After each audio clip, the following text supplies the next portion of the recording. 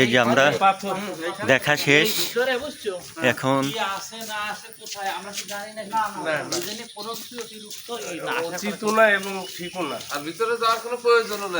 আর এই যে পাশেই আমের বাগান, আমার আম, এই যে আমার আম, এই যে এই পাশে লোকে রেস্ট হাউস আর মসজিদ। আর আমাদের দেখা শেষ, এখন আমরা যাবো সোনা মসজিদে। আর এটা ছিল সোনা মসজিদের তোহাখানা। জি, মানুষের বসার জন্য সৌন্দর্য বর্ধনের জন্য করা।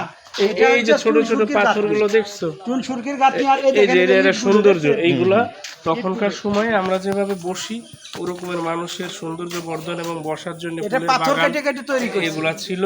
এখন নয়, কালের আবর্তনে 300 বছর 400 বছরের কারণে এটা মাটির নিচে ডুবতে ডুবতে এইটুকু এসে দাঁড়ায়। ঠিক আছে, ভালো থাকবেন সবাই, আল্লাহ হাফেজ।